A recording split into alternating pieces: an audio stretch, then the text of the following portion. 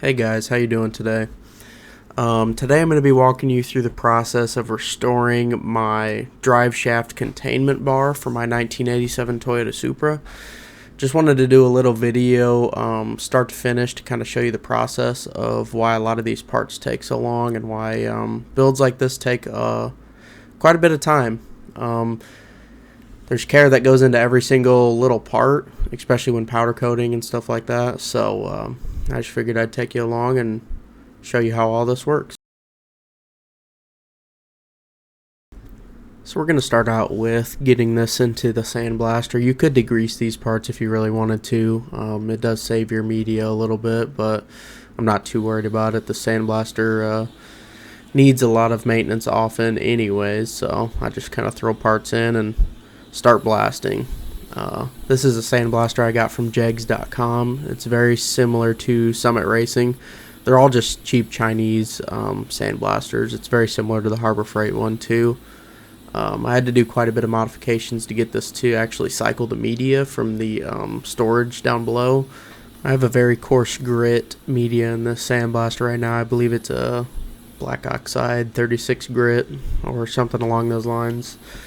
You gotta watch how crazy you get with this thing, because you can end up leaving a very crazy surface texture on some of these parts, like sheet metal parts and stuff.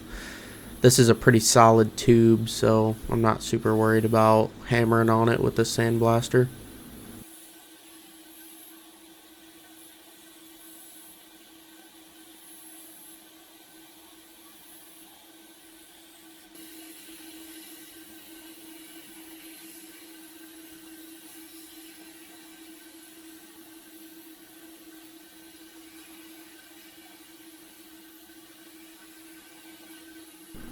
Sandblasting can be a very painstaking process, but it's one of the only ways to really ensure that you have everything off the surface of this metal on some of these parts.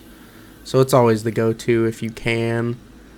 If you don't have a sandblaster available, you can always grind them down and sand them. That's fine too, but getting into the pits of some of these parts, even when they're super rusty, is really hard with grinding and sanding.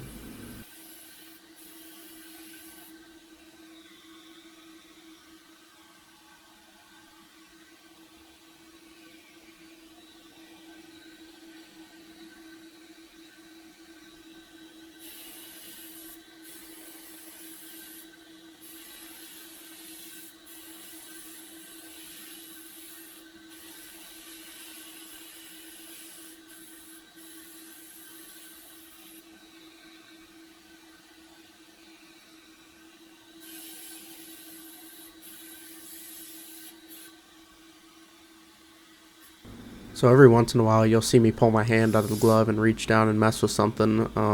What I'm doing there is I'm clearing out the moisture trap that I have mounted on the front of the media blaster. If you have small media and you have moisture in your lines, the media will actually start to clump together, and then it just won't feed out of the nozzle.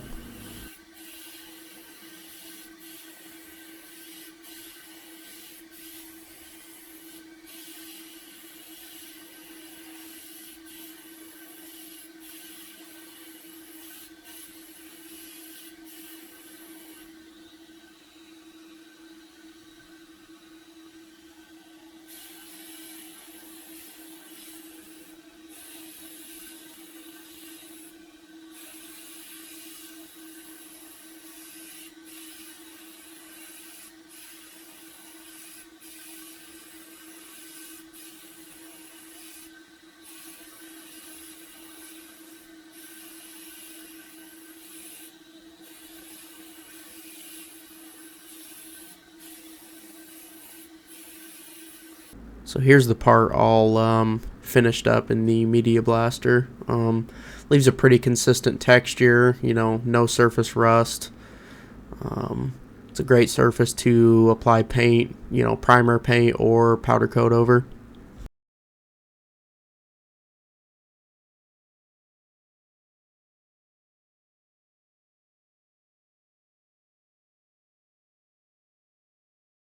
The best thing to do with these parts, if you are going to powder coat them, is hang them from stainless steel wire.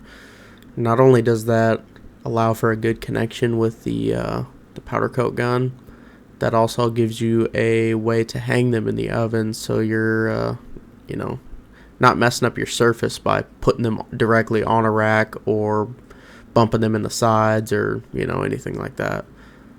So you get complete even coverage all the way around the part.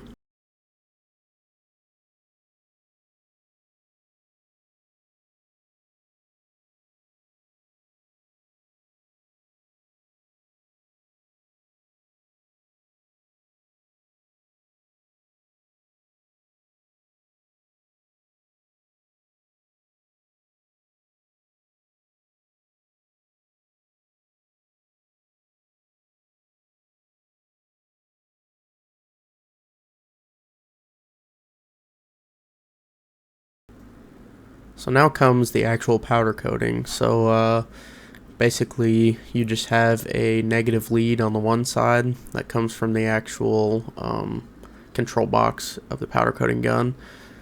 And as you can see, my alligator clip on mine is actually broken. I don't know how it got broken. Somebody stepped on it or something. But basically, when you're powder coating, you're just energizing the part so that way the powder actually sticks to it when it comes out of the gun. And I have a cheap Eastwood powder coating gun, and it doesn't flow the best, so you kind of got to work with what you got, but it'd be nice to upgrade eventually.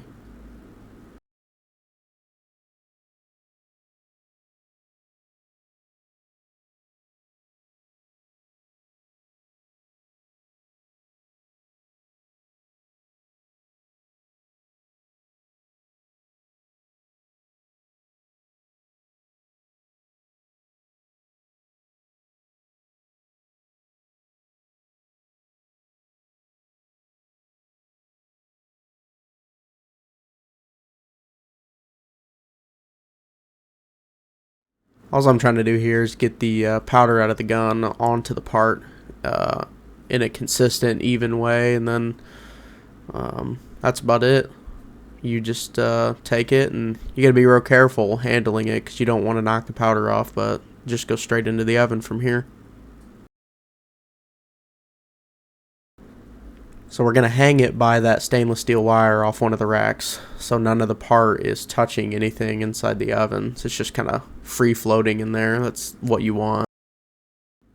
Basically, whenever you are curing it in these small ovens, you want to watch for when the powder flows out. So when it starts to get slightly glossy or shiny, that's when the powders actually reach the temperature, and that's when your cure time would actually start. So after the part has cured for the correct amount of time that the powder manufacturer recommends, we just pull it out and let it cool in the open air, and then take it off the stainless steel wire, and there's your finished part.